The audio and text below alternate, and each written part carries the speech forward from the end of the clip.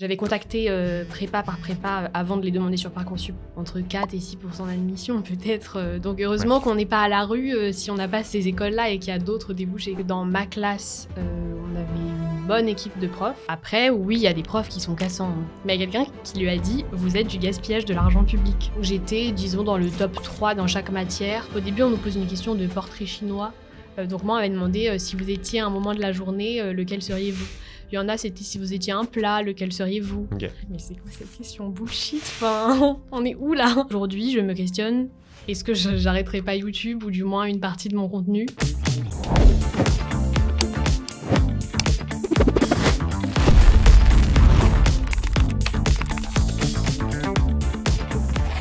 Salut Margot. Bonjour Dimitri. Écoute, très heureux de te recevoir parce qu'il y a trop peu de Kagnes sur ce podcast, donc ça me fait très plaisir d'en recevoir une.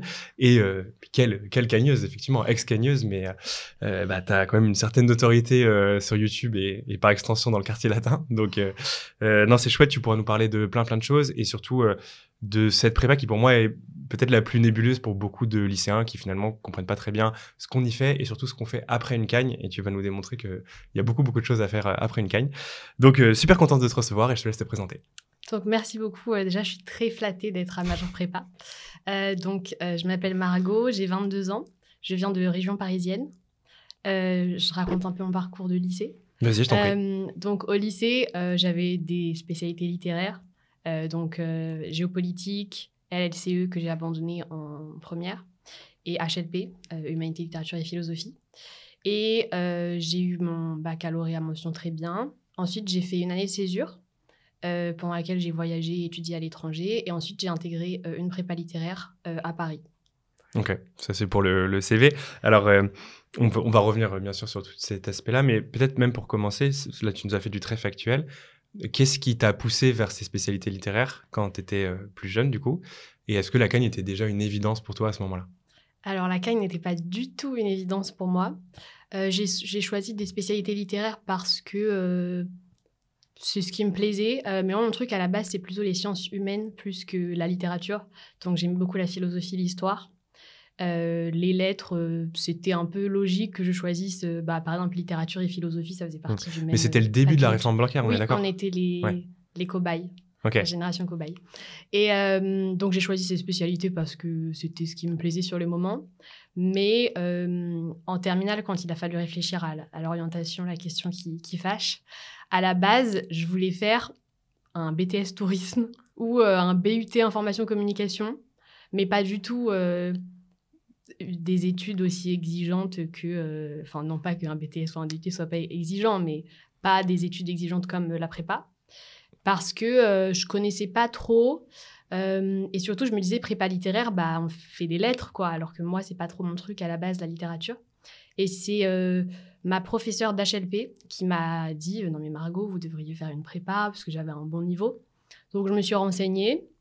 Et je me suis dit, c'est vrai qu'en fait, il y a aussi beaucoup de langues, de l'histoire, de la philosophie, ce qui me plaisait plus. Et oui, il y a une grande partie de lettres, mais ce n'est pas la majorité des cours.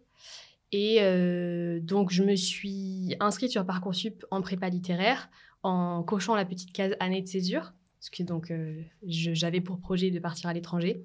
Et je me suis dit, je vais choisir une prépa littéraire qui me garde une place pour l'année d'après. Et peut-être que pendant mon année de césure, je changerai d'avis. Et auquel cas, je referai Parcoursup. Mais finalement, je me suis faite à cette idée et j'ai commencé la prépa. Tu as sécurisé ta place sur Parcoursup en disant, en fait, je ne vais pas intégrer quelle année, du coup, la Cagne ? En 2022. Ok, 2022. Oui, donc, en 2021, tu as dit, je vais rentrer en Cagne. En Hippocagne, du coup, pardon. Mais en 2022. C'est ça. Okay. C'est ça, c'est une option proposée par Parcoursup. Après, c'est un petit peu obscur comme procédure. Chaque lycée n'a pas la même politique à ce sujet.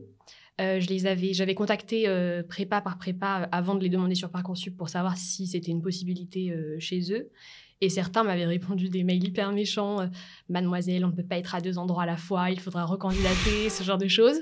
Et moi, ma prépa avait été vraiment adorable et avait dit, mais pas de souci, c'est un droit qu'on ne peut pas vous refuser. Donc, vous vous inscrivez normalement et juste, on garde votre place pour l'année d'après. Ok, surtout que tu n'as pas eu la petite prépa du coin. Enfin, sans trahir le secret, tu étais dans une très grosse prépa. Oui. Donc ça s'est passé comme ça. C'est ça. Et pourquoi cette année de césure ? C'était quoi ce projet ? Alors, à la base, j'avais pour projet de faire une année d'échange en lycée américain. J'étais déjà partie en seconde à Portland, en Oregon. C'était un voyage scolaire dans une famille d'accueil.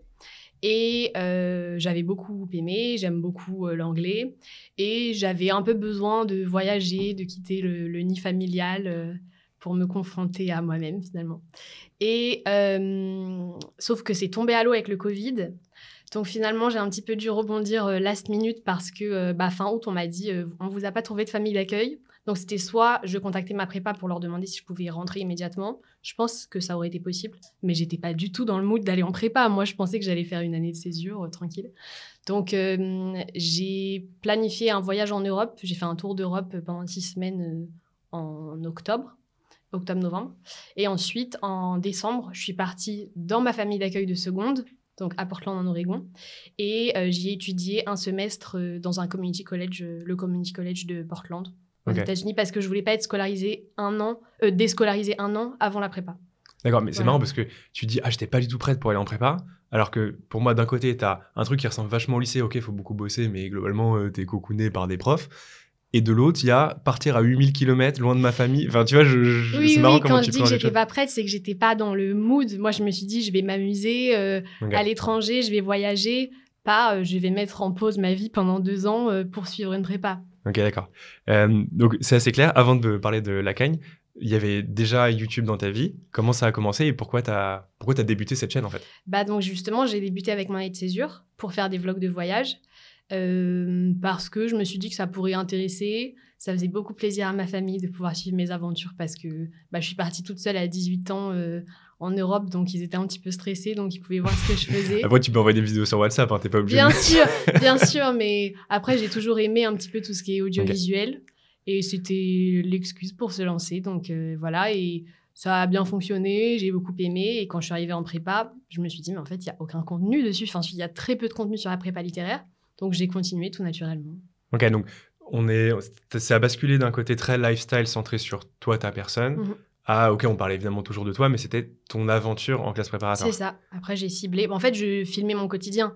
Et en prépa, notre quotidien, c'est la prépa, quoi. Oui, donc, ça, c'est un peu vrai, en effet. Oui, ça, pour le coup, c'est vrai que ce soit prépa littéraire, scientifique, économique. C'est vrai que ta vie tourne quand même beaucoup autour de la prépa. Pas forcément que autour du travail, d'ailleurs. Alors, oui, le travail prend une place très importante. Mais c'est plus que tu manges prépa, tu dors prépa, tu vis prépa, t'es avec tes potes, c'est beaucoup tes collègues, entre guillemets, de prépa. Donc, ta vie est très centrée sur la prépa. Oui, surtout que quand j'étais en prépa, j'étais à l'internat Jean Zé. Donc, c'est en gros, il y a un internat public pour les préparationnaires à Paris, avec 2 sites, un site dans le 13e arrondissement et un autre dans le 16e arrondissement. Moi, j'étais sur le 13e arrondissement. Et donc, c'est un internat, on a chacun une chambre, mais on est tous préparationnaires de filières différentes et de lycées différents. Et on vit ensemble, donc c'est vraiment, j'ai pas vraiment de pause avec le milieu de la prépa. C'est toute ma vie, même chez moi, c'est-à-dire à l'internat, je suis entourée de mes amis préparationnaires. Ouais, de gagneux et de gagneuses, quoi. C'est ça. Okay. Alors, je vais te demander un petit effort de mémoire. C'était quoi tes notes sur Parcoursup? Oula, j'étais dans le secondaire, j'étais dans un établissement privé. Okay. Et j'avais, je dirais, 17, 18 de moyenne. Après, en soi, je pense que dans l'absolu, la note ne veut rien dire, c'est plutôt le classement qui intéresse. Enfin, je sais pas trop comment... Oui, ils regardent de plus en plus d'ailleurs, parce qu'il y a une inflation des notes ces dernières années. C'est ça. Et donc, j'étais, disons, dans le top 3 dans chaque matière, sauf peut-être enseignement scientifique et EPS. Voilà, les matières peut-être pas déterminantes. Voilà. D'accord. Ok, et donc, juste, quand même pour rassurer ceux qui nous écoutent, c'est pas nécessaire d'avoir 18 de moyenne pour entrer en Hippocagne, c'est juste que toi, en l'occurrence, tu as une des toutes meilleures Hippocagnes de France. Je sais pas si je sais qu'en prépa éco, en tout cas, ça va de 18-19 de moyenne pour ceux qui veulent rentrer à Ginette, à Henri IV, à, allez, on va dire, mention passable, maximum assez bien, si tu veux rentrer dans les plus petites prépas. Donc, il y a vraiment tout l'éventail des notes. Je sais pas si en Cagne, c'est plus centré ou s'il y a aussi une diversité. Je sais pas du tout parce que moi, je connais que les prépas parisiennes, donc on a un peu tous les mêmes profils. Mais je pense que ce qui compte, en effet, parce qu'il y a des prépas...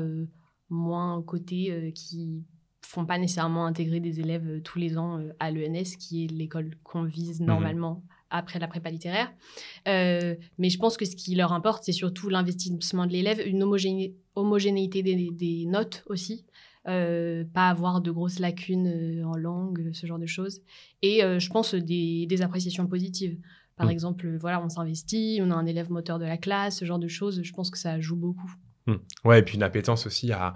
En fait, tu vas approfondir des choses qui sont infinies par définition. La philosophie, la littérature, le programme est au maximum très très vaste, au pire infini. Donc, faut sincèrement aimer ça. Je pense que c'est quand même encore peut-être même davantage qu'en prépa économique, où, bon, au fond, tu peux faire des maths de la géopo pendant 2 ans, et si ça te saoule, en fait, tu feras totalement autre chose, a priori, en école de commerce.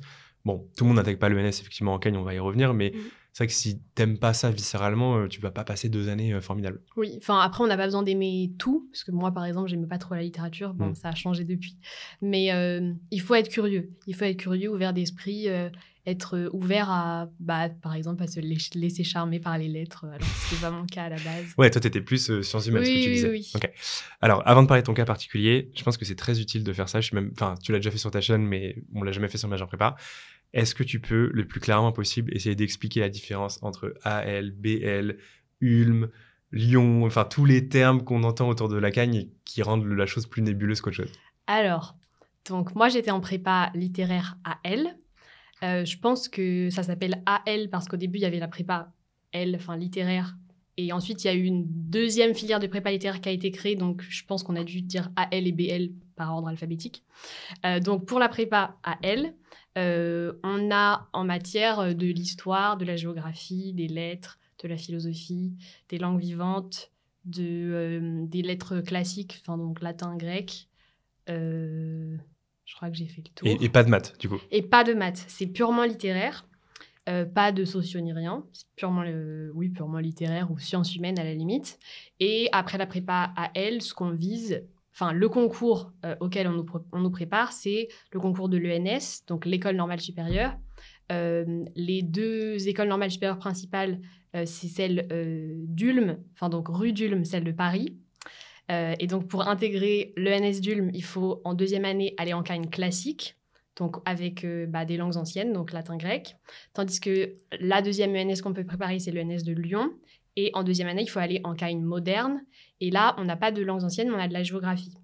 Donc ça, c'est les deux. Mais tu choisis dès le départ ou tu choisis à l'issue de l'hypocagne? On choisit à l'issue de l'hypocagne. Et où on est pris aussi, parce que parfois, par exemple, moi, dans la prépa, on est meilleur en moderne. Donc, si on passe récrac, on peut peut-être nous accepter en classique, mais peut-être pas en moderne, par exemple. Toutes les prépas préparent aussi bien à classique que moderne? Non, ça dépend, il faut se renseigner. Parce que si on sait déjà qu'on veut aller en moderne et que dans notre prépa, il n'y a qu'une Cagne classique, il faut se préparer à devoir changer de prépa en 2e année ou juste ne pas y entrer en première année si on sait déjà c'est ce qu'on va faire. Donc ça, c'est pour la prépa AL. Ensuite, il y a la prépa BL qui est donc une autre filière littéraire, mais un peu moins littéraire puisque, je ne m'y connais pas trop, mais il y a de l'économie, de la socio, des maths. Je crois que c'est tout en plus. Mais après, il y a toujours de l'histoire, de la philo, des lettres. Voilà, je connais pas exactement le détail. Peut-être que tu en sais plus que moi. Je crois que tu as à peu près tout cité. Enfin, à ma connaissance aussi, je ne suis pas un grand expert. Et donc, en prépa BL, ils préparent aussi les ENS. Et peut-être... je sais pas. Enfin, en plus, ils peuvent faire des filières économiques, quoi. Ouais, mais même en AL, justement, on y reviendra, mais tu connais ça bien mieux que moi, la proportion de Cagne qui rentre effectivement aux ENS. Oui, on prépare ces concours en théorie, mais... Il y a plein de gens qui les préparent pas first day, quoi. Bien sûr. Et il y a plein de prépas où juste, tu sais qu'en vrai, à moins qu'un miracle se produise, tu n'intégreras pas l'ENS. Mais il y a énormément de débouchés autres que l'ENS. On en parlera peut-être après. Oui, c'est ça. En fait, pour comparer, c'est comme prépa éco où c'est comme s'il y avait que HEC. Et genre, si t'es pas HEC, en fait, il n'y a pas ESSEC, ESCP, EDEC en dessous. Enfin, il y a vraiment que ça. Ouais. Mais fort heureusement, il y a d'autres possibilités derrière. Mais c'est ça, en fait, la différence, c'est que, école de commerce, il y a évidemment plein de métiers liés au commerce, donc il y a besoin de beaucoup d'écoles. Les ENS préparent au fait de devenir prof ou enseignant-chercheur. Mais donc, pas que, en vrai. Ouais, de moins en moins, c'est vrai, peut-être. Oui. Mais à la base, normale, ça veut dire ça. Oui, c'est ça. Ouais. L'école normale, c'est pour faire du professorat ou de la recherche. Ok. Et évidemment, il n'y a pas 40 milliards de postes pour ça, donc moins d'ENS. Ok. Oui, c'est ça. Plutôt logique. Ce qui a peut-être, je sais pas, entre 4 et 6% d'admission, peut-être. Donc, heureusement qu'on n'est pas à la rue si on n'a pas ces écoles-là et qu'il y a d'autres débouchés. Ok. Donc, même dans ta super Cagne très, très forte, c'était quoi la proportion de gens qui rentraient normal ? C'est très variable d'une année à une autre, mais par exemple, cette année, ce que je suis encore pas mal, j'ai pas mal d'amis qui y sont encore et tout, je dirais que cette année, il y a peut-être 17 personnes qui ont intégré ELS de Lyon, je crois. Ulm, je sais pas trop. Après, on est quasiment tous au moins sous-admissibles. Donc oui, quand on passe les concours, ensuite on a les résultats et on peut être admissible. Bon, après, ça c'est comme dans les écoles de commerce. Admissible, donc on est convoqué aux oraux. Et ça, ça peut varier d'une année à une autre, le taux d'admissible. Mais par contre, il y a quand même la majorité qui est au moins sous-admissible. Donc c'est un peu une mention honorifique quand on a 11, 12, 13 de moyenne. On n'est pas convoqué aux oraux, mais on nous dit, ouais, c'est bien, quoi. T'as pas eu 8, t'as eu 12, t'y étais presque. Bien. Okay. Et surtout, la sous-admissibilité, en théorie, permet de pouvoir accéder à une L3 de double licence, si après on veut retourner à la fac. Mais c'est ça, en théorie, mais en vrai, je crois que la fac s'en fiche un peu. Enfin, c'est un peu obscur, c'est plus la théorie qu'autre chose. Voilà, en théorie. Ok, d'accord, ça marche. Bon, je pense qu'on a été à peu près exhaustif sur ça. J'espère que j'ai été claire. Ce qui n'était pas évident, mais ouais, merci pour ça. Donc, si on revient à ton expérience particulière... Ah oui, non, pardon, t'as dit 17, mais 17 sur combien? Parce que c'est ça, ce qui est intéressant, c'est la proportion. Mais en fait, j'ai pas envie de dire de bêtises parce que j'ai pas trop les chiffres en tête.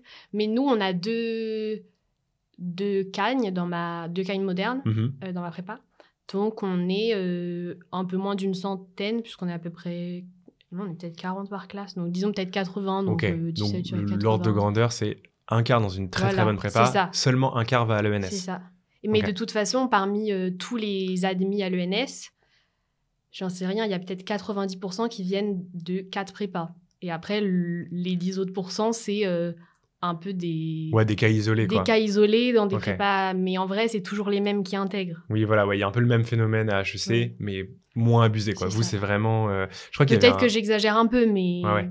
Mais parce qu'en fait, en plus, il faut connaître. C'est ça la différence, c'est que c'est quand même très niche. Et donc, j'imagine que tu as une surreprésentation du nombre de fils de profs, de gens qui eux-mêmes ont été normaliens. Je crois que c'est les Échos qui avaient sorti un chiffre comme ça. Je crois que tu as 200 fois plus de chances d'aller à l'ENS si ton père ou ta mère a fait l'ENS. Ah, c'est possible. Ce qui est logique, en vrai. Oui, c'est vrai qu'il y a beaucoup de fils de profs, enfin de fils ou de filles de profs. Après, par contre, géographiquement, c'était assez varié. Enfin, je me souviens, en Hippocagne, on était à peu près un tiers de Parisiens, un tiers de banlieusards et un tiers de provinciaux, même si plein de gens n'aiment pas ce terme. Enfin, un tiers de non-franciliens, quoi. Voilà, non-franciliens, c'est ça. Ok, d'accord. Okay. Donc, c'était assez varié quand même. Intéressant. Mais donc, ça démontre aussi l'intérêt de ta chaîne, c'est que c'est un entre-soi et que l'entre-soi, si tu veux rompre avec ce système-là, il faut juste déjà... Le premier truc, c'est l'asymétrie d'information. Il faut que les gens sachent que ça existe, sinon ils n'iront pas, ça c'est une certitude. Oui, c'est assez élitiste. Et moi, si on n'avait pas parlé... Pourtant, j'étais dans un lycée privé, en banlieue parisienne. Mais si ma prof m'avait pas dit de m'y intéresser... je me serais dit, non, c'est quoi ça, la prépa littéraire? Moi, j'aime pas. Personne n'avait fait prépa littéraire dans ton entourage? Si, mais c'est marrant, ma marraine, qui a à peu près 10 ans de plus que moi, a fait une prépa littéraire aussi, très bonne prépa à Paris. Mais en fait, je le savais pas parce que quand elle la faisait, moi, j'étais en primaire. Et donc, c'est après, quand je lui ai dit, j'ai postulé en prépa à elle, elle m'a dit, mais c'est mon parcours, mais je savais pas. Que c'est ma famille du Nord. Enfin, donc il y a vraiment un truc à faire, parce que c'est-à-dire que même toi qui étais a priori dans des conditions relativement favorisées pour découvrir la Cagne, t'en as entendu parler en janvier de Parcoursup. Oui. Ok, bon, super intéressant. Donc, si on revient sur ton parcours particulier, comment tu vis ces premières semaines? Est-ce que c'est, je sais pas, dans la tête de beaucoup de gens, les Cagnes, globalement, ils sont là, ils parlent en latin dans la cour de récré, tu vois ce que je veux dire? Oui. Donc, est-ce que c'est, à quel point c'est vrai, à quel point c'est fantasmé? Oui, c'est ça, voilà. Vraiment, si tu arrives à nous transporter dans ce que c'est une Cagne dans une top prépa. Donc, quand je suis arrivée, déjà, je pense que c'est le sentiment de beaucoup. On se sent très illégitime d'être là. On se sent hyper nul. Parce que on est entouré par quand même un tiers d'élèves qui viennent de très bons lycées parisiens. Donc, on part pas avec le même capital culturel. Et ça, il faut en avoir conscience. Oui. Okay. Moi, je viens pas d'une famille de littéraires. Mes parents, on est de la classe moyenne, supérieure peut-être, mais ils ont peut-être un bac+3 maximum. Donc, c'est pas un milieu culturellement aisé. Et quand on arrive en prépa, surtout par exemple en cours de lettres, qui est vraiment la matière du capital culturel, je trouve, bah, on se sent mais nul. Ouais. Enfin, le Donc, professeur t'es passé de 18 de enchaîné. moyenne à... les gens finissent... En fait, les autres finissent les phrases du prof et t'es là, mais j'ai... Enfin, les autres, en vrai, il y en a 3 Ouais. qui ont les refs. Sauf que tu te concentres que sur ces 3 personnes et tu te dis, mais là, le prof a sorti 4 références, mais je ne sais pas de quoi il parle. Et donc, tu te sens vraiment bête et tu te dis, mais qu'est-ce que je fais là? Ils se sont trompés, c'est pas possible. Donc, au début, gros sentiment d'illégitimité, mais ça, je pense que c'est le cas pour tout le monde. Et encore la semaine dernière, je suis passée voir les nouveaux hippocagneux dans la prépa et je leur ai dit vraiment, vous avez votre place ici. Quand il y a 3 personnes qui lèvent la main, vous dites pas « Ah, moi, je sais pas ». Dites-vous juste « Ces 3 personnes savent, mais… » Ouais, ils seront à l'ENS dans 2 ans, mais c'est pas contre eux que je Voilà, me barre. et surtout que, évidemment, on part pas avec le même capital culturel, mais les épreuves de l'ENS sont sur programme. Donc, si tu maîtrises ton programme, t'as pas besoin de connaître toute la littérature et de citer une page de Voyage au bout de la nuit. S'il n'est pas au programme, on s'en fiche. Okay. Et d'ailleurs, à ce sujet, je me rappelais hier qu'un petit peu avant la rentrée, on avait créé un groupe WhatsApp avec ma promo. Et quelqu'un avait demandé vous, c'est quoi votre livre préféré? Bon, alors déjà, moi, je ne lisais pas trop de littérature. Et les gens sortaient, moi, c'est Du côté de chez Swann, de Marcel Proust, ou Voyage au bout de la nuit, de Céline, qui sont des auteurs pas très accessibles, enfin, qui ont vraiment une plume particulière. Et j'avais essayé de lire Proust quand j'étais en année de césure. Je m'étais dit, bon, c'est un classique. Mais j'avais détesté. Ouais, t'avais envie de crever, quoi. Mais c'est nul, ça raconte rien, qu'est-ce qui se passe? Bon, maintenant, j'adore. Mais parce que j'avais pas les clés, tout simplement. Et ensuite, on l'a étudié en cours. On m'a donné les clés pour le comprendre et je l'ai compris. Donc, il ne faut pas paniquer. Ça va venir petit à petit. Il faut être patient. Mais du coup, tu as le sentiment que toi, ton livre préféré, c'est Babar à la plage et qu'en fait, tu n'es pas du tout légitime. Moi, à la limite, j'aurais sorti Maupassant, qui est un réaliste avec une plume très particulière. Enfin, c'est très accessible. Oui, d'accord. Ouais, au maximum, tu aurais... Ouais, d'accord. Voilà. Alors que les gars, ils te sortent déjà les gros pavés qui sont quand même assez... Ou parfois, difficile. En histoire, moi, l'histoire, c'est plus mon truc à la base, mais parfois, il y a des élèves qui sont un peu spécialisés dans un domaine, et donc le prof, il dit « Oui, qui est le roi en telle année ?» Et il y a quelqu'un qui lève la main, il était en mode « Mais comment il connaît ça ?» Voilà. Et t'as une... ok, on comprend la veille, mais t'as une anecdote vraiment où tu t'es fait scotcher par un gars, tu dis « Non, c'est trop, comment il sait ça ?» J'ai pas une anecdote précise, mais c'est vrai que j'avais des camarades, en plus, qui saoulaient un peu tout le monde parce que il lève la main, c'est en mode « je vais participer », mais en vrai, il veut juste étaler son savoir. Enfin, tais-toi, laisse le prof parler, on n'a pas besoin de savoir que tu sais tout ça. Mais donc, pour revenir au début de mon hippocagne, j'ai adoré mon hippocagne en globalité, mais c'est vrai qu'au début, c'était pas une évidence. Je me souviens, j'ai filmé une vidéo, je crois, en octobre, vraiment, je me dis « mais qu'est-ce que je fais là? Est-ce que j'arrête ?» Parce que, oui, je me sentais pas à ma place et il y avait plein de matières que j'aimais pas. Les lettres, ça me saoulait. La littérature... En fait, moi aussi... Mais tu le disais sur YouTube, ça? Oui, Parce que ton prof de lettres, il devait regarder, c'est sûr. Non, parce que déjà, mes vidéos sont toujours sorties en décalé parce que je filmais des vidéos, mais j'avais pas le temps de les monter. Et parfois, je me souviens, mon prof de lettres, à un moment, il avait sorti « Oui, j'ai tapé sur YouTube prépa hippocagne parce que je voulais voir ce qu'il s'y disait. » Et là, j'ai eu un coup de chaud en mode « Oh mon Dieu, il va voir ma chaîne. » Mais je crois qu'il n'était pas tombé dessus. Et après, il est tombé dessus quand moi, je lui en ai parlé. Mais donc oui, après, on a le droit de ne pas aimer. Hein. Les profs ont conscience qu'on n'est pas tous fans de toutes les matières. Oui. Et donc, j'aimais pas trop la littérature française. Ensuite, je m'étais dit « C'est pas grave, moi, j'aime beaucoup les langues étrangères. » Mais en fait, les langues étrangères, c'est de la littérature étrangère que tu fais en anglais, en espagnol. Donc, ça faisait un gros volume horaire que j'aimais pas quand même. Donc, je me disais, est-ce que j'ai fait le bon choix? Et petit à petit, je me suis investie. En lettres, on avait commencé par la poésie, donc c'était assez difficile. Et quand on est passé au roman, là, j'ai eu le déclic et j'ai adoré. C'était ma matière préférée. Ouais, c'est ça. Il y a peut-être un ticket à l'entrée plus dur, faut rentrer là-dedans. Et surtout quand t'as pas, comme tu le disais, le capital culturel de gens qui, en fait, lisaient Proust dans le texte quand ils avaient 8 ans. Quoi. Voilà. Okay. Et fondamentalement, ça ressemble au lycée. Tu dirais que c'est le lycée en plus dur? Oui, ça ressemble au lycée parce qu'on a un emploi du temps chargé. Juste quand tu rentres, tu peux pas faire le minimum. Au lycée, je travaillais, mais ça n'a rien à voir. En prépa... Juste, le travail est infini. À aucun moment, tu te dis « C'est bon, j'ai fait toute ma to-do list, je vais aller m'amuser. » En fait, c'est interminable, surtout peut-être plus en littéraire, parce qu'en fait, on peut toujours lire des livres, on peut toujours regarder des documentaires, on peut toujours aller à des expositions. Enfin, la culture, elle n'a pas de fin. Donc c'est vrai qu'il y a ça qui est un petit peu impressionnant. Comment tu mets une barrière Comment tu arrives à être orienté concours? Tu vois ce que je veux dire? Moi, j'ai jamais visé l'ENS. Donc, en première année, en Hippocagne, c'est quand même assez libre, je trouve, en tout cas. Enfin, ça dépend des classes et donc des professeurs. Mais nous, c'était un peu quand même juste une année d'émulation culturelle où juste on découvre plein de trucs, mais on nous met pas trop la pression avec le fait que les concours arrivent. Parce que en Hippocagne, je sais pas comment ça se passe dans les prépas commerce, mais en Hippocagne, il n'y a pas de programme. C'est les profs qui font ce qu'ils veulent. Donc, en plus, c'est passionnant parce qu'ils choisissent des sujets qu'ils maîtrisent particulièrement. Mais en deuxième année, là, il y a un programme. Mais donc, la première année, elle est un peu sans enjeu. Enfin, le but, c'est juste de passer en deuxième année. Mais c'est juste s'amuser, lire des classiques. Ok. Et tu sens que, donc, du coup, personne n'a fait le même programme de ce que je comprends d'une Cagne à l'autre, d'une Hippocagne à l'autre. C'est ça. Mais est-ce que tu sens que tu as progressé sur les fondamentaux, expression écrite, expression orale, richesse du vocabulaire, ce genre de choses? Oui, on prend des réflexes qu'on n'avait pas avant. Par exemple, les profs sont assez tatillons sur, par exemple, ne pas dire de part dans sa copie, par exemple. Okay. Ou palier A ou ce genre de choses. Palier A, alors là, certainement pas. Par contre, voilà. Du coup, bon, alors là, si on veut se faire tuer, essayons, hein, mais...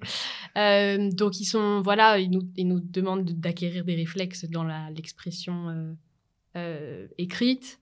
Après, comprendre comment problématiser un sujet. Moi, j'ai pas eu... dès le début, j'ai eu des bonnes notes en Hippocagne, donc peut-être que je l'avais déjà acquis. J'ai jamais trop compris pourquoi. J'avais des facilités.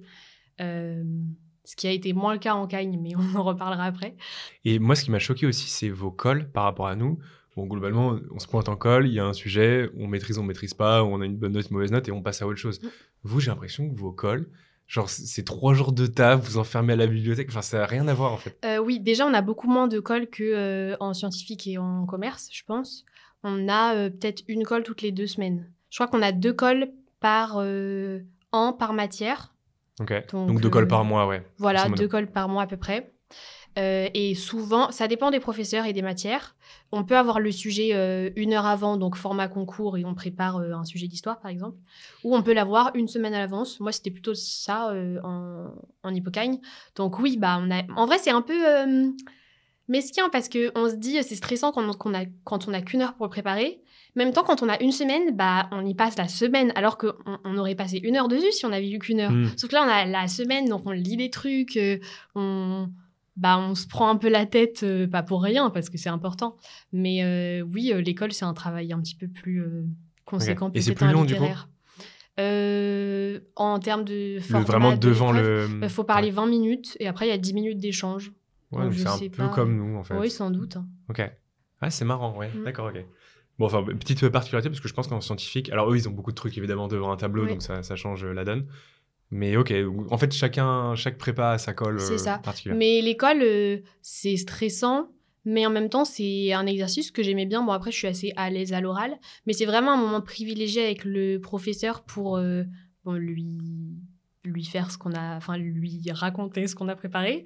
Mais après, pendant les 10 minutes, ça dépend des profs, mais ils nous demandent comment on va, si ça se passe bien. Ils peuvent revenir sur des petits sujets qu'on n'a pas le temps d'aborder en classe entière. Donc, c'est aussi des moments privilégiés pour s'améliorer et c'est un exercice vraiment intéressant.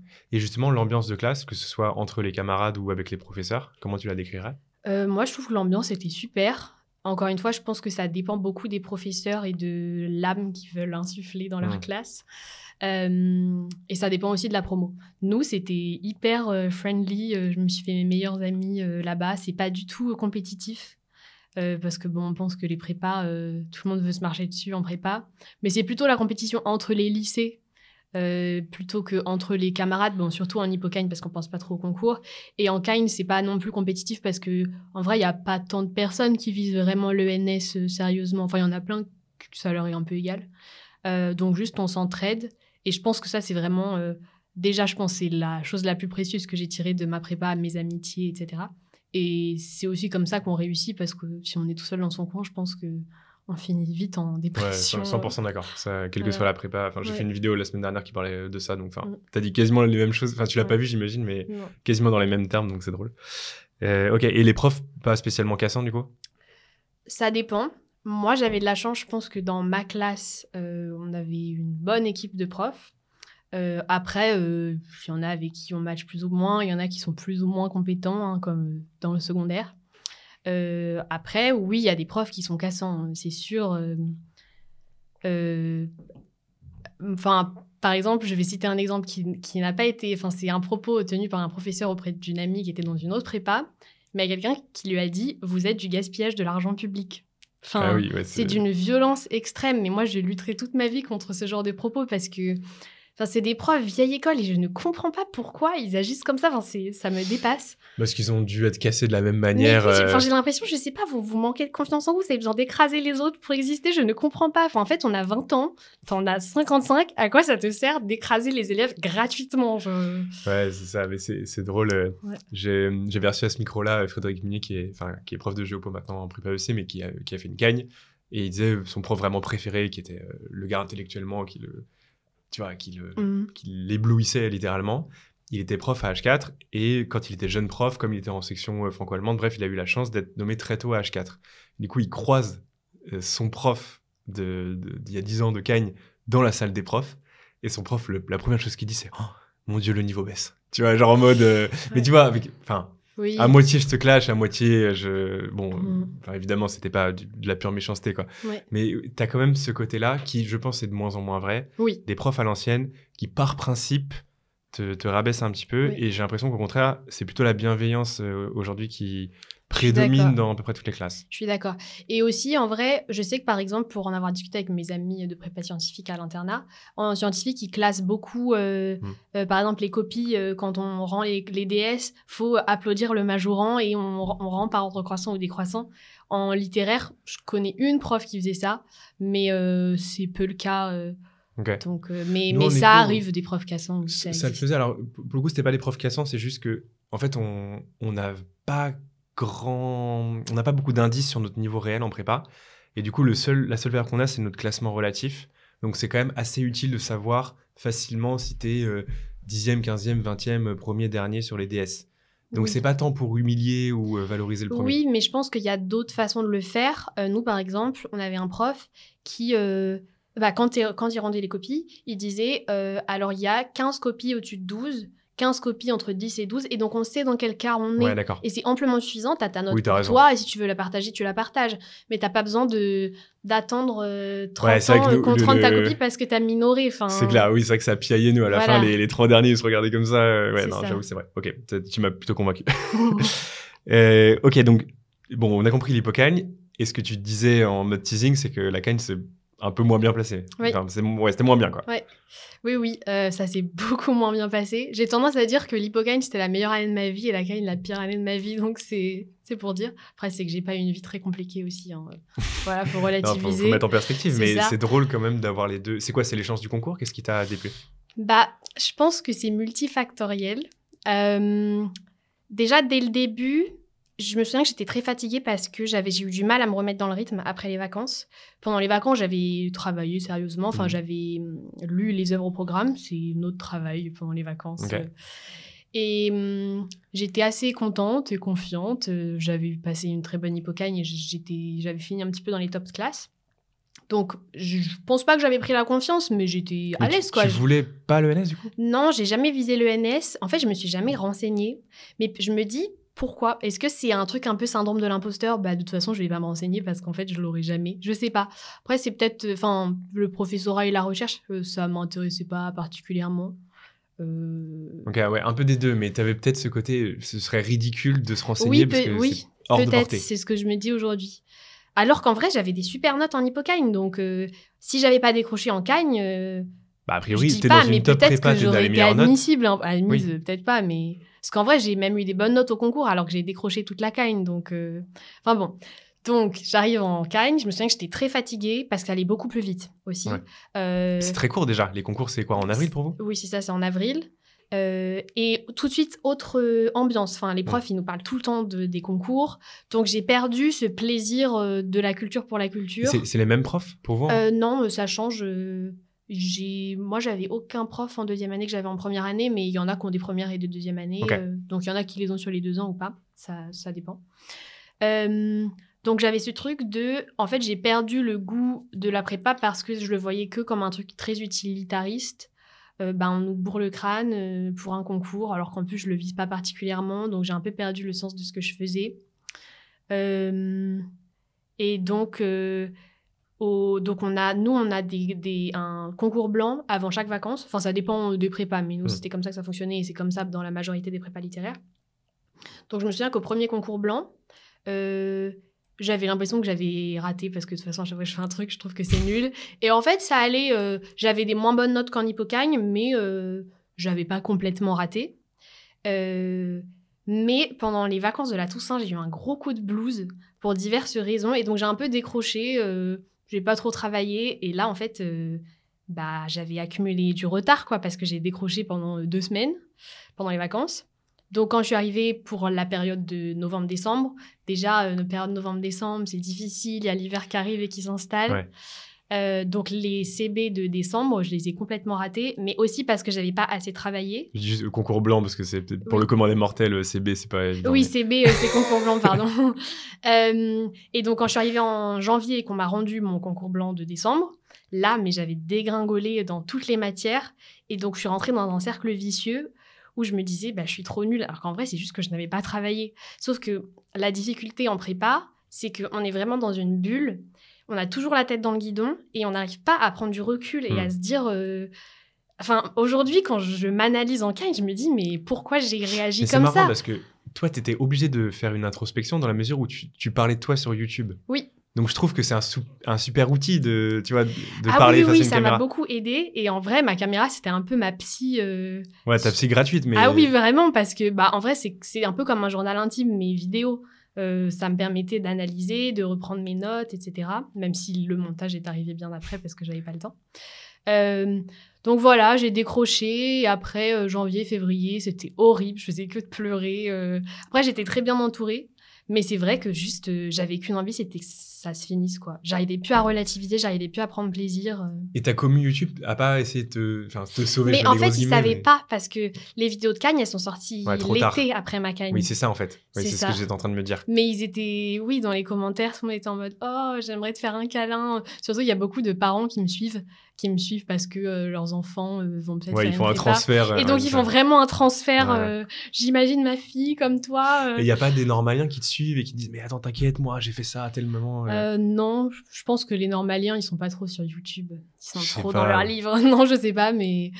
non, mais de toute façon... Matrixés, hein. Non, mais en vrai, aussi, après... c'est peut-être un défaut que j'ai eu, mais je me suis pas trop exprimée. Enfin, par exemple, mes professeurs, j'ai plusieurs professeurs qui ont regardé mes vidéos de cagne. Ils ont appris en regardant mes vidéos pendant l'été que j'ai hyper mal vécu ma cagne. Ils s'en rendaient pas compte sur le moment, pas parce qu'ils s'en fichent. Et ils t'ont écrit a posteriori en mode je pensais pas du tout. C'est ça, où j'ai échangé avec eux. Mais ils ont un peu découvert la vraie vie de leur prépa. Voilà, mais donc voilà, c'était difficile la cagne. Ouais, j'en sors pas traumatisée. Assez personnel. Bien sûr, c'est vraiment. Et puis c'est aussi mon rapport personnel aux notes. Par exemple, tous les élèves. Il y en a beaucoup quand même qui ont un rapport un peu problématique avec les notes, ce qui est mon cas. C'est-à-dire, j'ai une mauvaise note, je suis hyper nulle, alors qu'on m'a noté à un moment T. Tu vois, quand tu as eu l'habitude d'avoir 13-14 et tu arrives dans une prépa moyenne, avoir 6, c'est relou, mais ça va. Quand tu as eu 18, c'est ça. toute l'année... Et que toute ta vie, tu as été la bonne élève, etc. Et que ça devient presque une caractéristique intrinsèque à notre personne. Là... je me dis, mais qu'est-ce qui se passe ? Pourquoi j'ai 7 ? Ouais, je suis devenue nulle, intrinsèquement nulle, quoi. C'est ça. Ouais. Alors qu'en vrai, je sais que si j'ai 7, je n'ai pas l'impression qu'on note ma personne à 7. Mais juste, je me dis, j'ai fourni un travail et en fait, je n'arrive pas à remplir les objectifs que je visais. Donc, je suis frustrée, quoi. Ok. Donc, ok, relou, mais bon an, mal an, tu arrives jusqu'au concours. Voilà. Et donc, qu'est-ce que tu passes exactement et dans quelle optique ? Donc, je passe les concours de l'ENS. Donc, nous, notre banque d'épreuves, ça s'appelle la BEL, donc la banque d'épreuves littéraires. En prépa littéraire, on peut aussi passer la BCE en plus. Donc, la banque... la banque commune d'épreuves. Ouais, donc c'est pour les écoles de commerce. Pour les écoles de commerce, certaines écoles de commerce. Après, il y a aussi la banque Écricom. Mais en prépa littéraire, si on veut passer les écoles Écricom, on n'a pas besoin de passer d'épreuves en plus. Ce qui est le cas si on veut passer la BCE. Juste, Écricom prend nos résultats de la banque d'épreuves littéraires et peut nous convoquer aux oraux. Mais une barre d'admissibilité, c'est ça. Voilà, c'est ça. Donc moi, j'ai passé uniquement la les concours de l'ENS. Et aussi, à côté, j'ai passé en externe les concours du CELSA, qui est une école de communication liée à la Sorbonne. Moi, c'était ça mon objectif de Cagne. Mais il y a beaucoup de cagneux qui visent ça, on est d'accord? Oui. La communication, en vrai, c'est un truc, un gros débouché de la prépa littéraire. En fait, j'ai l'impression, alors tu vas me dire si c'est faux ou pas, mais que, en gros, tu as des prépas. Chaque Cagne fait un peu sa tambouille. Donc, ok, tout le monde prépare par défaut à l'ENS. Mais il y en a qui vont t'aider à préparer les écoles de commerce, d'autres pas. Il y en a qui vont t'aider à préparer le CELSA, d'autres pas. Enfin, moi, j'ai l'exemple, tu vois, des cagneux que j'accompagne sur les écoles de commerce. T'en as, ils sont dans des prépas où franchement ils sont super bien renseignés. Il y en a, mais ils ont même nos clous, des coefficients où vous deviez faire synthèse de texte, je crois, pour la BCE. Enfin, du coup, ouais, tu l'as pas fait. Mais, et ils ont vraiment, mais aucun prof leur a parlé de cette épreuve, de qu'est-ce qu'il faut faire, etc. Alors même que c'est a priori l'épreuve sur laquelle vous devez exceller parce que c'est quand même une grosse partie du travail de Cagne, quoi. Oui. Donc c'est très inégal, j'ai l'impression, en fait, selon les prépas. Oui. Nous, dans ma prépa, on pouvait avoir des cours supplémentaires. Bon, c'est peut-être 1 heure par semaine si on avait pour objectif de passer la BCE en langue et en français là pour l'épreuve de synthèse. Okay. Voilà, donc j'ai passé le CELSA de mon côté, c'était un tout petit peu avant les concours de l'ENS. Mais CELSA, t'as pas eu de préparation spécifique? Non, j'ai pas eu de préparation, mais le CELSA, en fait, il y a 2 voies pour y accéder. On peut aussi s'inscrire via la BEL, donc le CELSA prend en compte nos notes de la BEL pour nous déclarer admissibles ou pas. Mais leurs critères sont un peu... Enfin, on les connaît pas trop. Okay. Donc, souvent, on nous conseille de passer... Enfin, on nous conseille, je sais pas si quelqu'un m'avait conseillé ou sur Internet, de passer les épreuves du CELSA via leur concours à eux. Ok, mais donc, il faut être un peu débrouillard quand même en Cagne, par rapport à Prépa Éco, où de toute façon, on te dit, bah voilà, tu t'inscris à telle école, et puis c'est bon, quoi. Derrière, tu penses à rien d'autre. Et c'est pour ça aussi que je pense que j'ai perdu aussi le sens de ce que je faisais, parce que je me disais, en fait, là, je pleure parce que j'ai eu une mauvaise note pour les concours de l'ENS, alors que je ne vise pas l'ENS, moi je vise le CELSA, et le CELSA, je dois préparer toute seule de mon côté, personne m'aide. Donc pourquoi je vais en cours pour préparer un concours que je ne veux pas, alors que j'ai un autre concours à préparer à côté, de mon côté toute seule. Ok. Voilà. Mais après, les concours du CELSA, c'est juste, c'est un dossier à monter, à envoyer en mars, et ensuite c'est un essai de 3 ou 4 heures à faire à la maison et après à l'envoyer. Donc c'est pas un gros concours. Ah, mais il y a même pas d'épreuve sur table? Non, enfin c'est chez nous, en distance. Ouais, mais du coup, n'importe qui, surtout maintenant avec ChatGPT, c'est terminé. Oui, bon, après, ChatGPT, oui, il va faire un truc moi je lui fais pas trop confiance. Oui, non, mais bien sûr, évidemment, mais oui, après, je pense que si on fait sur ChatGPT, je suis pas sûre qu'on soit admissible. Non, je comprends, Mais en revanche, l'oral est beaucoup plus discriminant, j'imagine. Oui, peut-être. Je sais pas, je connais pas trop les ratios. Oui, peut-être, sans doute. Ok. Parce que t'as été admissible finalement? J'ai pas été admissible au CELSA en Cagne, mais après je l'ai repassé là cette année et j'étais admissible. Mais bon, pression sur la Cagne. Donc non, j'ai pas été admissible. Mais ça, je l'ai su après. Donc ensuite, j'ai passé les concours de l'ENS. Donc les concours de l'ENS, je pense que c'est beaucoup moins lourd que par exemple les concours en scientifique, parce qu'en scientifique, on a 2 mois de concours non-stop. Nous, c'est 6 épreuves. De 5 à 6 heures, parce que c'est à peu près le format des dissertations qu'on doit faire. Moi, je les ai passées à Rungis. Donc, il y a en région parisienne, on peut s'inscrire où on veut, même si on est en prépa à Paris, on peut passer nos écrits à Marseille, par exemple. Moi, j'habite en région parisienne, donc je me suis dit, je vais rentrer chez mes parents. Je les ai passées avec Séraphine, ma meilleure amie, et duo de prépa. Qui apparaissait pas mal. C'est ça, et duo de YouTube aussi. Donc, on est rentré chez mes parents, on les a passés à Rungis, dans le sud de la région parisienne. Et ça, c'est passé. C'était un peu... ça m'a beaucoup soulagée. Mais en même temps, il y avait ce truc un peu traître où, en fait, j'attendais vraiment avec impatience les concours, parce que je me suis dit, une fois que les concours sont passés, je vais pouvoir reprendre ma vie en main et ce moment horrible sera derrière moi. Et en fait, ça nous soulage pas tant que ça, parce qu'une fois que les concours sont passés, on perd un peu le sens de notre vie. On se dit... j'ai du temps libre, je fais quoi maintenant? Je n'ai plus l'habitude. Et après, on doit préparer les oraux, qui était une période assez cool, parce que moi, je savais que je ne serais pas admissible aux oraux. Donc, j'y suis allée. Mais pas tant que ça, en fait. Si tu étais sous ça, tu n'étais pas si loin que ça. Oui, je n'étais pas si loin que ça. Mais en vrai, quand même, si j'avais été admissible, ça aurait été incroyable, alors que j'ai rien fait de l'année. Ok. Donc, pas spécialement déçu. En revanche, si tu n'étais pas admissible au CELSA, j'imagine que là, c'était plus la déception. Oui, ça a été le coup dur. Parce que, Enfin, je sais pas, je crois que je m'attendais à rien, mais c'était quand même ce que je visais. Et là, en fait, je savais plus ce que je voulais faire. Enfin, si j'avais pas le CELSA, j'avais pas vraiment de plan B. Donc, j'avais quand même coché les écoles Écricom. Donc, ce qui s'offrait à moi, puisque j'avais pas le NS ni le CELSA, c'était soit je vais à la Sorbonne, ce qui est le débouché principal en vrai. Après la prépa littéraire, la majeure partie de mes camarades sont partis à la Sorbonne en L3 d'histoire, de lettres, de géographie, de langue. Soit j'allais en école de commerce. J'ai longtemps hésité et j'ai passé les oraux de 3 écoles de commerce. Donc, j'ai passé les oraux de Neoma à Rouen, de Kedge à Marseille et Rennes School of Business, maintenant c'est belle. Ouais. Voilà, à Rennes.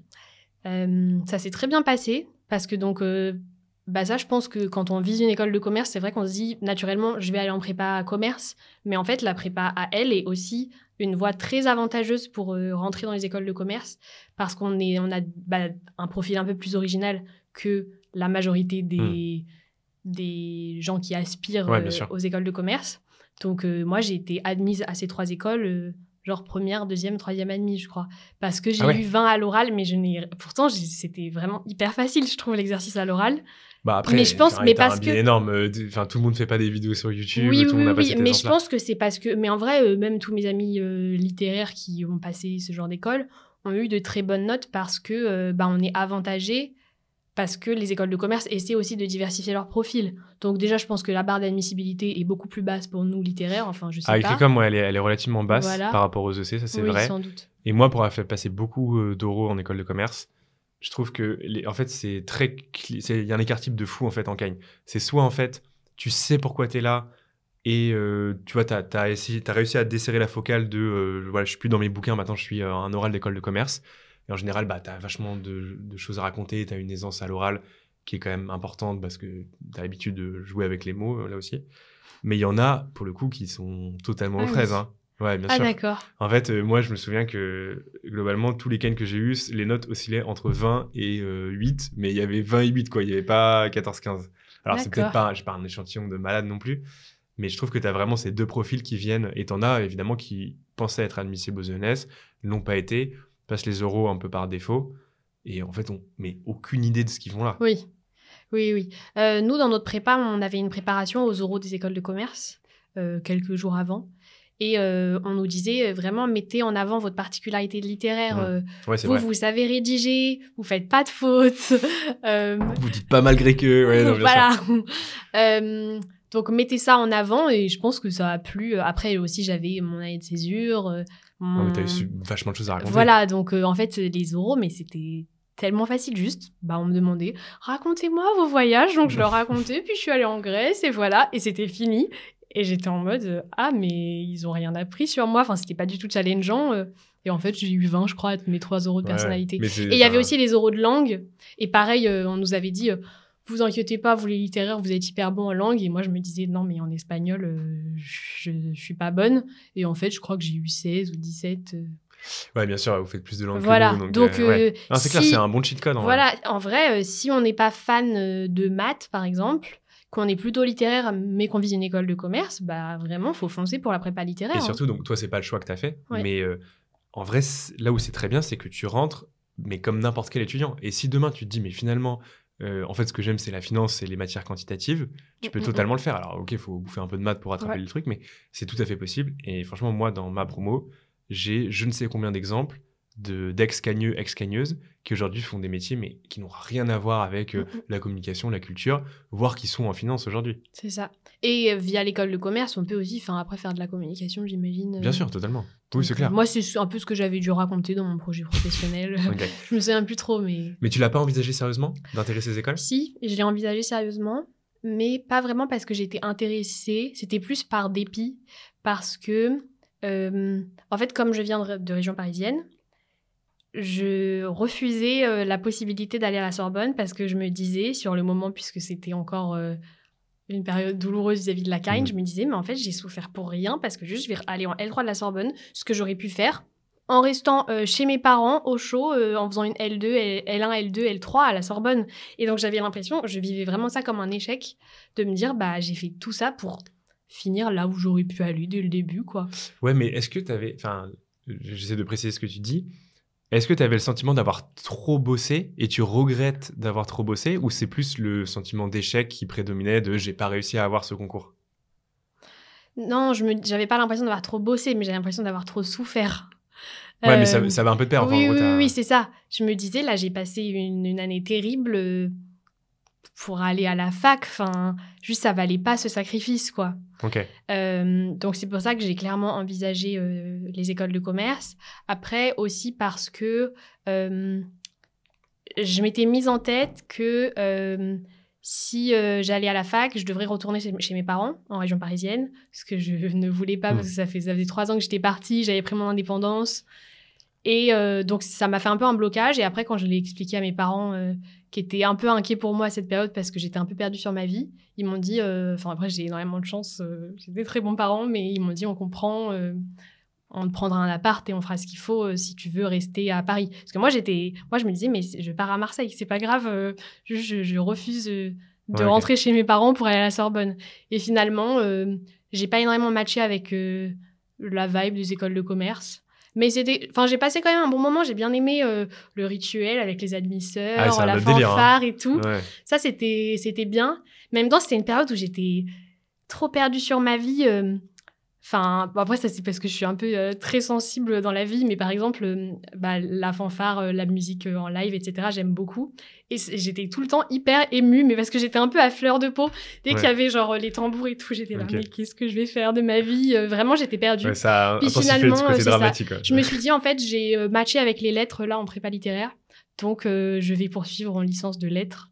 Ma L3, le nom spécifique, c'était lettres, édition, médias, audiovisuels à la Sorbonne. Donc, ok, finalement, voilà. t'es à la Sorbonne. Finalement, je suis à la Sorbonne en L3. Ok, mais donc c'est intéressant parce que grâce à tes pérégrinations, on va dire, autour de plein de voies possibles, on a vu que on peut aller au CELSA, on peut aller à Sciences Po, on va le voir après, on peut aller en école de commerce, on peut avoir le NS si ça se passe bien, on peut aller à la fac. Oui. Et finalement, c'est les débouchés principaux. Je sais pas si tu as en tête les proportions, mais on va dire dans les top prépa, tu as un quart qui vont aux ENS. Et après, les 3/4, j'imagine, une majorité vont à la fac. Oui, vraiment, la majorité va à la fac. Et donc, en L3, c'est souvent des matières qu'on étudie en prépa. Donc, L3 d'histoire, L3 de lettres, L3 de langue.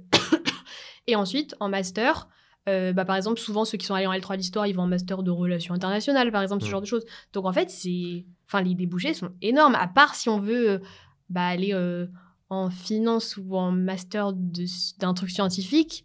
On peut quasiment tout faire après une prépa littéraire. En vraie école de commerce, via école de commerce. C'est vraiment les trucs très, très quantitatifs. Effectivement, tu peux pas devenir ingénieur. Ça, ok. Mais c'est limite le seul truc que tu peux pas faire après une CAI. C'est ça. Après, on peut... Même si, par exemple, on n'a pas eu l'ENS, mais qu'on veut devenir professeur, on fait les masters pour... Oui, et tu passes le CAPES, ou tu peux passer l'agrégation. Oui, bien sûr. Donatien, donc le seul Ken qui est passé à ce micro, je sais pas si t'as vu son épisode, mais t'as regardé. Du coup, il a pas eu l'ENS, mais il est allé à HEC. Et finalement, il a fait un parcours classique de gars HEC. Il s'est dit, mais en fait, non, je vais faire de la philo. Et maintenant, il est prof de philo, il est certifié. Donc, bref, tu peux toujours passer à droite à gauche et finalement retomber sur tes pas. C'est ça. Et je pense que c'est la plus grande leçon que j'ai apprise en fin de CAIGN quand j'angoissais parce que j'avais l'impression que ma décision, là, dans l'absolu, allait absolument tout décider dans ma vie. Toute ta vie, ouais. Mais en fait, non, faut être patient et faire étape par étape. Et petit à petit, on va arriver... là où faire un truc qui nous plaît. Et donc moi je me suis dit je vais suivre cette logique. Là actuellement j'aime bien les lettres, je vais aller en lettres et ça peut que me mener vers un truc que j'aime en vrai. Ok. Et donc pas de cubage puisque pas envie de repasser. Mais si j'avais envisagé un peu la cube, j'avais pas envisagé la cube mais c'est des professeurs qui me l'ont suggéré. Mais parce que ces professeurs-là n'avaient pas encore vu les vidéos de moi qui pleurais en CAIGN et je pense qu'ils n'avaient pas conscience du truc. Mais donc je l'ai envisagé puisqu'on me l'a suggéré. Parce que je me suis dit, c'est vrai que j'ai pas trop envie d'aller à la fac, j'ai pas trop envie d'aller en école de commerce, donc est-ce que la cube, ce serait pas bien ? Ça aurait été une solution un peu facile parce que je restais un peu dans mon petit cocon et ma zone de confort. Mais en fait, je m'en sentais incapable. J'avais tellement détesté ma CAIGN. Pourquoi j'aurais fait une cube pour repréparer un concours que je ne visais toujours pas ? Oui, bien sûr, t'as raison. Autant aller à la fac et retenter les concours du CELSA, ce que j'ai fait. Ou repréparer d'autres concours avec plus de temps. Ok. Donc ça, c'est l'année de L3, en fait, tout simplement. Et donc, cette licence, comment ça s'est passé ? Ça s'est bien passé. J'étais pas très investie. J'ai un peu l'impression que cette année, c'était un peu une année de césure où je me suis reconnectée avec moi-même. Ouais. J'ai pu m'investir dans ma chaîne YouTube. J'ai pu sortir avec mes amis. Mais t'étais pas larguée par le fait de pas avoir fait L1, L2 ? Ah, pas du tout. C'était... Non, mais après, je sais qu'il y a une grosse compétition entre fac et prépa. Et parfois, on m'a déjà dit en commentaire que j'étais un peu méprisante vis-à-vis de la fac. Pas du tout. Enfin, la fac, c'est très bien. La Sorbonne, c'est très bien. Mais le niveau n'a rien à voir. Enfin, factuellement... En fait, c'est comme si tu passais 6 licences. En gros, tu as 6 matières en Cagne. Oui. Et tu as le niveau de 6 licences. Oui, quoi. oui. Et moi, là, en lettres... Pourtant, j'étais pas... Ah oui, en deuxième année, j'ai oublié de dire, mais en Cagne, on a une spécialité. Moi, j'étais en spécialité philosophie. Donc, même pas spécialité lettres. Mais je me suis dit que j'allais en L3 de lettres. Mais j'ai quasiment rien fait, en vrai. J'ai validé avec la mention très bien. Et c'est pas parce que le niveau est miteux, c'est juste que... Oui, le niveau est tellement overcheat en voilà, prépa. c'est ça. Ouais. C'est ça. Et donc, ça s'est très bien passé. Les profs étaient très bons. J'ai appris des choses passionnantes. Mais juste, la charge de travail, ça n'a rien à voir. Et les exigences aussi en dissertation n'ont rien à voir non plus. Ouais, bien sûr. C'est là où, tu vois, on parlait du fait, est-ce qu'il fallait faire une Cagne alors qu'en vrai, tu voulais pas l'ENS et tout ça. Oui. Ok, peut-être toi, tu l'as particulièrement mal vécu. Ça dépend totalement des gens et peut-être qu'il y avait d'autres facteurs. Mais c'est quand même très pratique de dire que tu as mis la barre ici à un moment et qu'ensuite, tout te paraît infiniment plus facile. Mais donc, quand je pensais et que je me suis dit pourquoi j'ai souffert pour rien, etc., c'était au sortir de la Cagne. Mais aujourd'hui, j'ai aucun regret. Enfin... Si j'avais su que j'allais vivre ma Cagne comme ça, est-ce que je le ferais ? Je sais pas, mais j'ai aucun regret. Ça m'a vraiment construite. J'ai rencontré mes meilleurs amis là-bas. Et oui, en effet, aujourd'hui, je pense que j'ai un bagage culturel en expression écrite, en réflexion, etc., que j'aurais jamais eu autrement. Ouais, c'est ça. En fait, c'est pas tant le problème, c'était pas la Cagne, c'est comment t'as vécu ta Cagne. Oui. Et parce que... on le vit tous différemment, on a tous nos petites névroses, et donc on a chacun une expérience personnelle de cette formation, mais dans les faits, c'est une formation excellente. Oui, et peut-être le recul que tu n'avais pas, c'était mon concours, l'issue de ma Cagne ne sera pas l'alpha et l'oméga de ma vie, de mon parcours, de ma destinée, et en fait, c'est juste une étape, tu prends ce que tu as à apprendre, c'est ça. Et basta, quoi. Oui. Ok, donc tu fais ça, du coup c'était plutôt cool. En plus c'est bien, t'as pu tabasser YouTube. Voilà. Et donc là tu viens de rentrer, alors je spoil mais pas trop parce qu'on l'a déjà dit. Là t'es rentré à Sciences Po, là ça fait 2 semaines qu'on entend que t'es à Sciences Po. Donc pourquoi t'es allé à Sciences Po ? Comment ça s'est passé ? Et tu me parlais de ton oral aussi, c'est marrant, tu disais ouais j'ai trouvé ça trop facile l'oral des écoles de commerce, mais j'ai l'impression que t'as vécu ton oral aussi bizarrement, enfin j'ai l'impression, j'ai regardé ta vidéo qui parle de ça, donc ça m'a interpellé, enfin si tu peux en parler, c'est cool. Oui, donc à la fin de la L3, enfin vers janvier, parce que c'est très tôt les candidatures de Sciences Po Paris, faut faire attention à l'agenda si ça nous intéresse. On a un dossier à monter avec une très longue lettre de motivation à faire. Ensuite, on doit transmettre CV, on doit demander des recommandations par des professeurs. Par exemple, j'ai demandé des recommandations de mes professeurs de prépa. On n'a pas accès à leurs recommandations, donc je ne sais pas ce qu'ils ont raconté sur moi, mais ils ont dû me saucer sans doute, puisque j'ai intégré après. Et donc, je vais monter mon dossier, mais je n'étais pas très investie parce que Sciences Po, ça ne m'a jamais vraiment intéressée. Je me suis dit... Là, le master auquel j'ai candidaté, donc c'est le master de communication, médias et industrie créative. C'est tout à fait en lien avec ce que je veux faire, donc c'était parfaitement cohérent de demander ce master. Donc, je l'ai demandé. Ensuite, je me suis quand même dit que j'allais passer les concours du CELSA, repasser les concours du CELSA. Cette fois-ci, j'étais admissible. Et j'ai aussi été admissible à Sciences Po. Les oraux de Sciences Po étaient avant ceux du CELSA. Et en effet, c'était une épreuve assez particulière. Je je crois qu'il y a un groupe Facebook Sciences Po pour être coaché un peu par des anciens de Sciences Po, qui ont déjà passé l'oral, mais moi, je ne connaissais pas du tout ça. Je ne l'ai pas fait à l'arrache, mais j'étais un petit peu détachée. Bon, c'est pas particulièrement l'école de mes rêves. Parce que tu voulais pas absolument l'avoir. Oui, je sais que c'est prestigieux, que le master était tout à fait cohérent pour ce que je voulais faire après, mais bon, ça s'est arrêté là. Donc, j'ai passé l'oral, que j'avais quand même bien travaillé avec mes amis de prépa.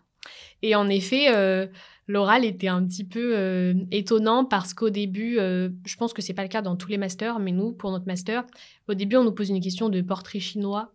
Donc, moi, on m'avait demandé si vous étiez à un moment de la journée, lequel seriez-vous ? Il y en a, c'était si vous étiez un plat, lequel seriez-vous? Ok. Et bah, après, c'est aussi parce que j'ai mes clichés, enfin mes a priori venant de la prépa sur Sciences Po, parce que les professeurs de prépa ne font pas de cadeaux à Sciences Po. Mais quand on m'a posé ça, je me suis dit, mais c'est quoi cette question bullshit? Enfin, on est où là? On est à Sciences Po quand même. Moi, j'avais préparé des trucs plus sérieux. Mais en vrai, c'est intéressant parce que, donc après, pour en avoir parlé avec mes nouveaux camarades de master, ils m'ont, par exemple, quel plat seriez-vous? Ils m'ont décrit leur réponse. Et je me suis dit, ah, mais en fait, c'est pertinent quand même. Chose, ça permet un peu quand même de voir comment l'élève rebondit. En fait, c'est ça, ils veulent te sortir de ta préparation avec une question que tu peux pas avoir anticipée parce que c'est tellement con que tu peux pas l'avoir anticipé. C'est ça. Donc, moi, j'avais dit que je serais le matin. Voilà, si vous voulez tout savoir. Okay, bon, après, j'avais un petit peu justifié. Hein. J'avais dit oui, parce que le matin, on est prêt à commencer une bonne journée. On a encore toutes les cartes en main pour faire ce qu'on veut faire. Et c'est d'ailleurs pour ça que moi, Sciences Po, ça m'intéresse parce que ce master est très large. Et j'ai l'impression, justement, que grâce à ce master, j'aurai toutes les cartes en main. T'as tenté un sacré grand écart. C'est ça, j'ai fait. Après, elle m'a dit, oula, vous avancez trop là. On vous a pas encore posé la question pourquoi ce master. Enfin bon. Mais bon, mon oral s'est bien passé. Mais c'est vrai que j'ai été un petit peu déroutée par certaines questions parce qu'elles étaient un peu vagues parfois. Mais donc après, l'oral s'est terminé, je me suis dit, bah, je sais, j'ai aucune idée de si j'ai réussi ou pas, parce que c'est pas du tout le format auquel je m'attendais. Et finalement, j'ai été admise. T'as une note ou pas de ton oral? Je crois pas, non. Juste non, admise. Juste admis. Okay. En plus, les résultats sont arrivés plus tôt que prévu, donc vraiment, je m'y attendais pas du tout. Et donc sur le moment, j'étais là. Ah, j'ai pas du tout sauté le joie. Et surtout que j'étais toujours dans l'attente des résultats du CELSA et je pensais quand j'ai appris que j'étais prise à Sciences Po, je me suis dit ok cool, mais je pense que je vais aller au CELSA si j'ai le CELSA. Et finalement j'en ai parlé autour de moi. Finalement j'ai eu le CELSA et j'ai décidé d'aller à Sciences Po. C'est fou quand même parce que c'était une belle revanche sur ton année de CAGN. Oui, bah c'est pour ça que j'ai beaucoup hésité, mais je me suis dit le CELSA c'était mon rêve de CAGN. Faut pas rester bloqué dans nos rêves passés, faut aller de l'avant. Et aussi, j'ai été prise au CELSA, mais qu'en L3. Donc, il fallait que je retourne en L3, alors que je peux directement passer en master. Donc, j'ai décidé d'aller à Sciences Po, et pour le moment, je ne regrette pas. Ok. Mais tu as un plan de ce que tu veux faire après Sciences Po? Tu sais vers quel métier ça va te mener? Donc, mon master est très large. Enfin, industrie créative, ça peut être un peu tout et rien. Moi, ce qui m'intéresse aujourd'hui, c'est plutôt l'audiovisuel, le cinéma. Donc, je peux travailler dans la production, dans la programmation. C'est encore un peu flou, mais... Ok. Juste, pardon, je t'ai coupé, mais est-ce que tu as des frais de scolarité? Le CELSA, je crois que c'est la fac, donc c'est rattaché, tu le disais, à la Sorbonne, donc tu payes juste les frais d'inscription à l'université. Et Sciences Po, il y a des frais sco? Oui, ça c'était aussi un élément du débat Sciences Po-CELSA. Le CELSA, c'est gratuit. C'est presque gratuit, ouais. Voilà, c'est peut-être 200 €. Sciences Po, en effet, c'est... En fait, je sais pas, le statut de Sciences Po, c'est mi-public, mi-privé. Enfin, je sais pas trop, mais c'est une école payante.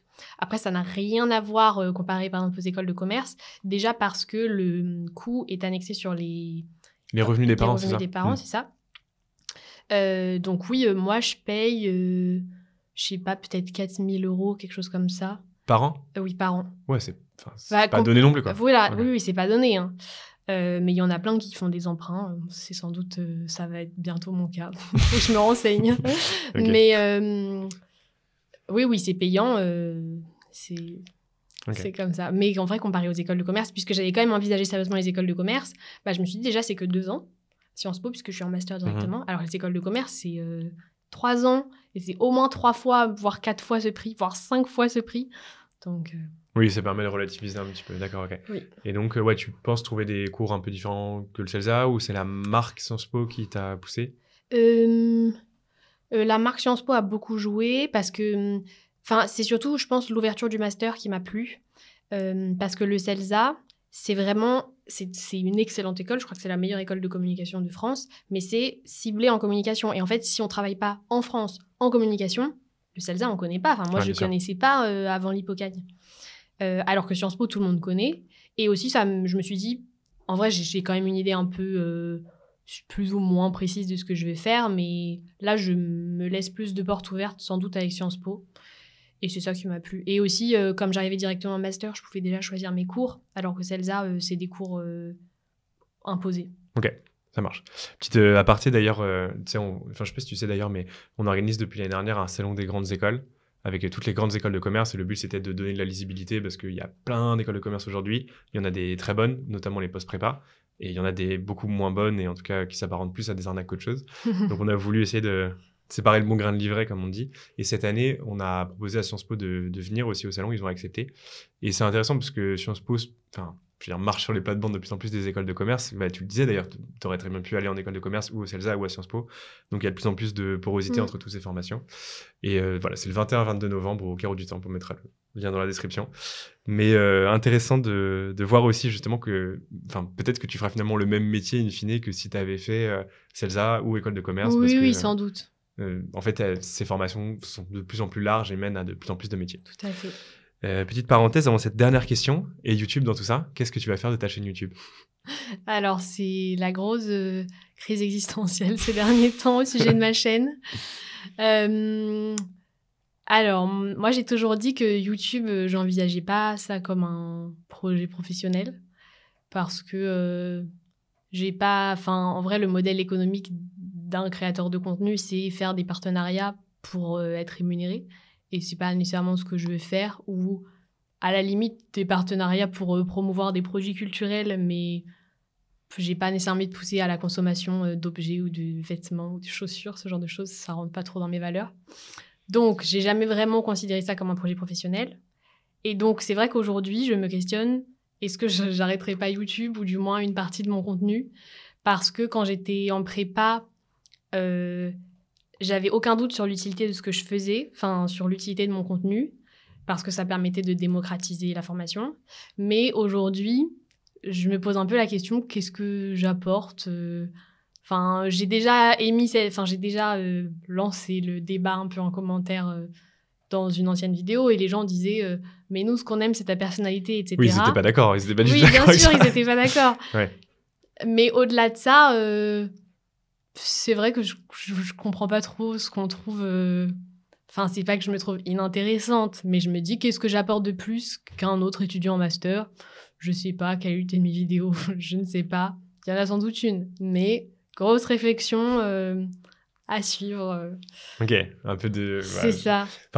Moi, en toute sincérité, moi, je t'ai connu quand tu étais en Cagne, mais déjà, il y avait que toi qui faisais un contenu comme ça. Après, je suis d'accord, les gens s'attachent énormément à la personne et aujourd'hui, les médias sont tellement incarnés. Il suffit de voir que les jeunes aujourd'hui croient plus en Hugo Décrypte qu'en une entité comme TF1, M6, qui a fait Sciences Po aussi d'ailleurs. Je l'ai vu hier en conférence à Sciences Po Alumni d'ailleurs. Ah ouais, la grande classe. Mais lui, c'est un cas assez particulier, mais de manière générale, les gens, je pense, font plus confiance à d'autres personnes qu'ils ont l'impression de connaître. Oui. Et pour le coup, sur Sciences Po, c'est pareil. Il y a pas beaucoup de contenu. Donc, Oui, sans doute. Mais après, il y a aussi ce côté de relations parasociales sur lequel je m'interroge beaucoup. À quoi ça sert je ne regrette pas d'avoir créé des relations parasociales avec des gens via mon écran, via ma caméra. Mais en vrai, c'est quelque chose sur lequel j'ai un point de vue assez critique. Je suis pas sûre que ce soit très sain. C'est bizarre aussi, je pense qu'on est un peu dans le même cas où tu te fais reconnaître assez fréquemment et les gens sont en général trop nice. Ils sont toujours trop gentils et en même temps, ça me fait trop plaisir. Mais là, je vais bientôt passer la barre des 10 000 et c'est vrai que je me dis, 10 000, c'est pas beaucoup pour une chaîne YouTube, mais en vrai, 10 000 dans la vie, c'est énorme. Et est-ce que j'ai envie de poursuivre cette ascension dans le nombre d'abonnés ? Je sais pas. Mais surtout, c'est 10 000 sur une toute petite niche. Donc, en fait, les gens qui sont intéressés par les études littéraires de manière générale, il y a une chance énorme qu'ils te connaissent et qu'ils voient qu'ils soient capables de te reconnaître dans la rue. Donc, mais à la limite, ça va arriver vite, quoi. Oui, et surtout, je me dis...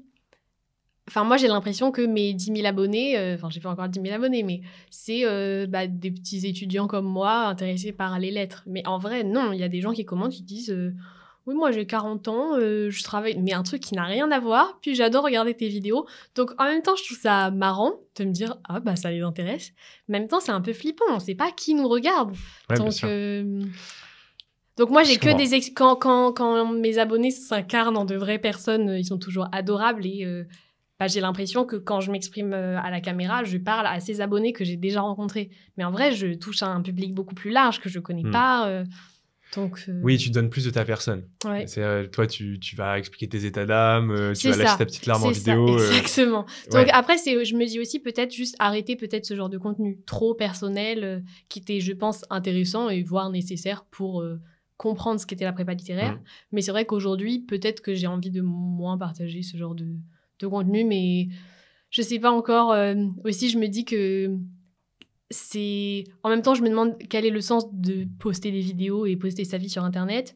Mais en même temps, j'adore filmer. Donc après, je me suis dit, est-ce que je continuerai pas, mais juste à les poster en privé, pour un cercle restreint. Mais dans ce cas-là, ça perd aussi de son sens parce on crée aussi pour partager, pour être vu. Je dis pas que c'est de l'art ce que je fais, mais tous les artistes. Oui, c'est ça. Et toute forme de création a pour but d'être partagée aussi. Donc, je sais pas, c'est une vaste question philosophique. Ne résoudra pas. Mais comme quoi, la philo n'est jamais trop loin. C'est ça. Ok, bon, pour conclure tout à fait cet entretien, qu'est-ce qu'on peut te souhaiter pour les années à venir ? D'être bien entouré, mais c'est déjà le cas. Je sais pas, des beaux projets qui me rapprocheront peut-être un jour du Graal d'Arte. J'aimerais bien faire ça plus tard. Okay. Mais voilà. Bon, alors Arte. On me souhaite Arte, c'est ça. Moi, ça marche. Merci beaucoup, Margot. Merci beaucoup à toi.